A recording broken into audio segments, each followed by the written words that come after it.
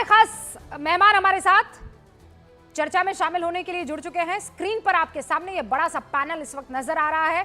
Bharatiya Janata party के राष्ट्रीय प्रवक्ता अजय आलोक आपको दिखाई दे रहे हैं। आम आदमी पार्टी के राष्ट्रीय प्रवक्ता अनुराग ढांडा आपको नजर आ रहे हैं। कांग्रेस का पक्ष रखने वाली राजनीतिक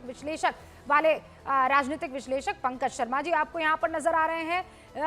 यहाँ पर हमारे साथ बीजेपी का, हालांकि वो मानेंगी कि नहीं मानेंगी इस बात को, लेकिन उनका पक्ष रखने वाली राजनीतिक विश्लेषक शुभ्रास्ता हमारे साथ जुड़ी हुई हैं। वरिष्ठ पत्रकार सतीश केसिंग साहब हमारे साथ जुड़ चुके हैं। सतीश जी के बारे में अभी पता लगाना है भाई हमको, ये अंदर से किसका पक्ष रखते हैं और बाहर किससे लड़ते हैं। बहरहाल आप सभी का बहुत बहुत स्वागत है और चलिए शुरुआत करते हैं। सबसे पहले अनुराग ढांडा जी, वाकई ये जीत तो बड़ी है, आप ये बात तो मानेंगे ना?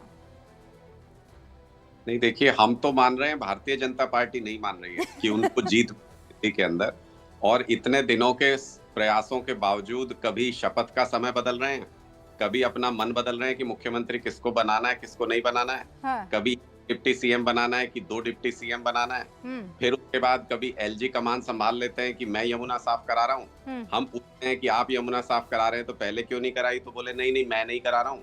तो मुझे लगता है कि जीत का यकीन भारतीय जनता पार्टी को नहीं हो पा रहा है। हालांकि 2% से जीते हैं, लेकिन सीटें काफी मिली है, क्लियर मैंडेट मिला है। हम बार बार ये कह रहे हैं कि दिल्ली की जनता ने आपको सरकार चलाने का मैंडेट दिया है, आप दिल्ली में मुख्यमंत्री चुनिए, चेहरा दीजिए, शपथ कराइए और सरकार चलाना शुरू कीजिए। ठीक है अजय आलोक जी, वो कह रहे भाई हम तो मान गए, हम आप लोगों को यकीन नहीं हो रहा है, हजम नहीं हो पा रही है जीत और इसीलिए इतना डिले। जवाब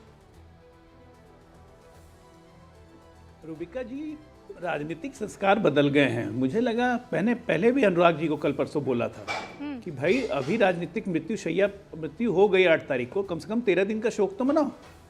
ये शोक भी मनाने को तैयार नहीं है, कमेंट्री चालू कर दी। कहाँ से कहाँ गए हैं पता कुछ चल रहा है, अंदाज है? हम 8 से 48 पहुंचे, 6 गुना, 8 6 48। हिंदी में हम लोग सीखते थे ना, 8 6 48। आप कहाँ पे घस के 62 से 22 और 2% का अंतर बोल रहे हैं। इसी को कहते हैं बेशर्मी, जिसके लिए आप कुख्यात हैं कि आपसे बड़ी बेशर्म पार्टी कोई नहीं। हम दिल्ली में 2 वनवास खत्म करके आए हैं, 14 दूनी 27 साल का वनवास खत्म करके लौटे हैं, तो कुछ अपेक्षाएं हैं हमसे, जनता को हमसे अपेक्षा है। और एक बात आप जानते हैं कि कौसी स्टेट है, कौसी स्टेट में अगर मुख्यमंत्री नहीं रहता है, सरकार नहीं रहती है, तो एलजी ऑटोमेटिकली हेड हो जाता है। और इसीलिए एलजी साहब ने बिना देर किए हुए यमुना का काम शुरू करवा दिया, जो 2023 में भी शुरू किया था और जिसके खिलाफ आप सुप्रीम कोर्ट में चले गए थे। जीत का इतना भी क्या एक्साइटमेंट कि 14 दूनी जो है आपने 27 कर दिया, एक साल। बिल्कुल, हम अपनी कमियों को जोड़ते जोड़ते अपने आप को मजबूत करके यहाँ पहुंचे हैं। आपने कहा था ना कि जंग हारी नहीं जाती, एक अंग्रेजी में कहावत है, एक आपने एक्स्ट्रा रख लिया। A battle is never lost unless it is abandoned। आप अनुराग जी से मोहब्बत में मांगते तो एक एक्स्ट्रा आपको दे देते, 14 दूनी 28 नहीं 27 नहीं 28 जो है वो कर देते।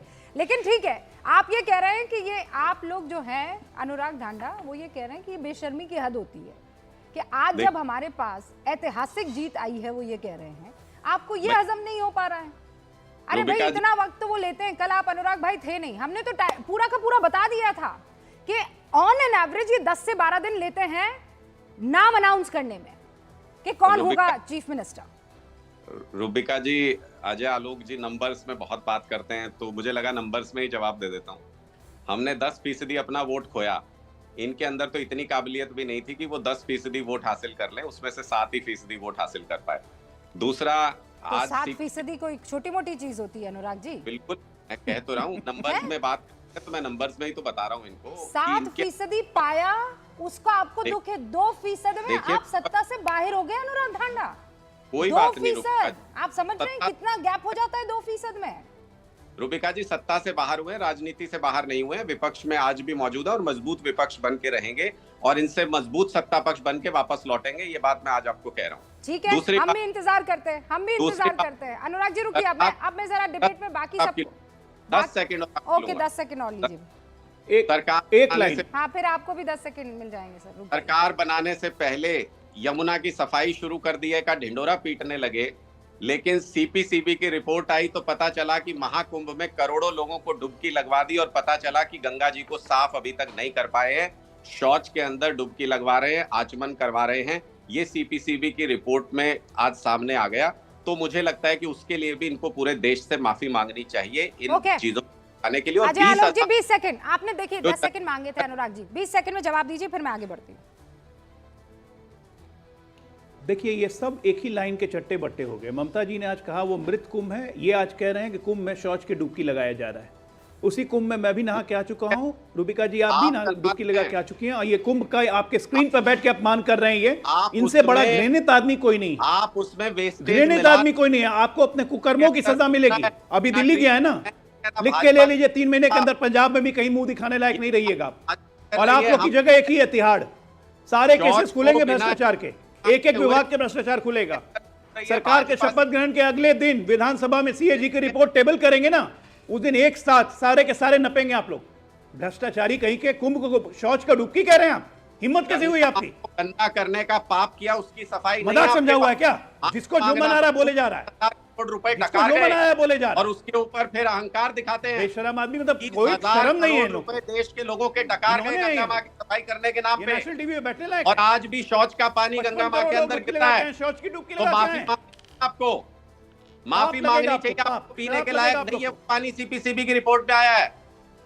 आपको माफी मांगनी चाहिए देश से। दिल्ली के और कुर्रा रहे हैं उसके ऊपर से, का पानी पिलाने वाले हमें ज्ञान दे रहे हैं। आपको सीवेज का पानी अरविंद केजरीवाल 20,000 करोड़ रुपए खा गए देश के, और फिर गुर्रा रहे हैं उसके ऊपर से। नजर क्यों नहीं आ रहे हैं? रोज दिन 12 बजे प्रेस कॉन्फ्रेंस करते थे ना, कहां गायब हो गए? मोदी जो है वो नजर क्यों नहीं आ रहे हैं? जनता से डरना सीखिए। हमें भी बोलना, पंजाब में शक्ल दिखेगी आपको 3 महीना। मोदी जो भी है विदेश में, 3 महीने बोल रहा हूं ना। 20,000 करोड़ रुपए गंगा मां की तैयारी में क्या कपटीवाल नाम बिगाड़ेंगे तो गोदी फोदी बोलना हमें भी आता है। सुनिए, लेकिन हमारे संस्कार नहीं सिखाते ये बोलना। अनुराग जी बोलने के बाद क्या संस्कार? कुंभ की बेइज्जती मत कीजिए, घिनौनेपन के दोनों रुकिए, आप दोनों रुकिए। अनुराग जी अपनी जुबान पर थोड़ा सा हमला करेंगे तो जवाब देना हमें भी आता है। थोड़ा सा जुबान पे काबू रखिए ना। आप इनको भी बोलिए। नहीं, आप थोड़ा सा जुबान पे बिगाड़ेंगे तो जवाब मिलेगा। नहीं, क्या बिगाड़ा नाम? पहले इन्होंने बोला, पूछिए क्या बोला आपने? आप ये बताइए, आप ये काम जो कह रहे हैं कुंभ के लिए, अनुराग ढांडा एक बार सुनिए। आप लोगों को बड़ा आनंद आता है किसी की आस्था का मजाक उड़ाने का। आई चैलेंज यू, ये आप किसी और की आस्था पर मजाक उड़ाकर बता दीजिए। पंजाब में खड़े होकर, नहीं पंजाब में खड़े होकर आप किसी और की आस्था पर इस तरीके से बोलकर दिखा लीजिए। क्या मतलब है कि शौच में डुबकी लगाई जा रही है? अनुराग ढांडा ये बताइए, क्या शौच में डुबकी लगाई जा रही है? आपको शर्म नहीं आती है ये बात कहते हो? बीजेपी आस्था के साथ खिलवाड़ कर रही है। बीजेपी क्या आस्था? आपको क्या नहीं, आप कैसे कह सकते हैं कि शौच में डुबकी लगाई जा रही है? सीपीसीबी ने कहा है, मैंने थोड़ी कहा। सीपीसीबी ने कहा है कि शौच में डुबकी लगाई जा रही है। की रिपोर्ट है कि शौच सीधा जा रहा है एसटीपी के बिना वहां। अरे तो आपकी यमुना में क्या हो रहा है? और ये देश की सारी नदियां, हाँ, यहाँ बैठकर आप 12 साल यमुना नदी के साथ आप लोगों ने क्या किया है हम सब जानते हैं, और ज्ञान बांट रहे हैं। आज 22 सीटें लाकर आप ज्ञान बांट रहे हैं। विपक्ष में कुछ भी कह देना, हाँ, धर्म के धोखेबाज हैं यहाँ पर। यमुना नदी की हालत क्या कर रखी है, और शौच में डुबकी लगाने करोड़ों लोग देख रहे हैं आप। अरे आप इनसे पूछिए ना, करोड़ों लोग आपको देख रहे हैं। अरे वो सवाल पूछिए, पर ये कोई तरीका है बोलने का कि शौच में डुबकी लगा के आए हैं?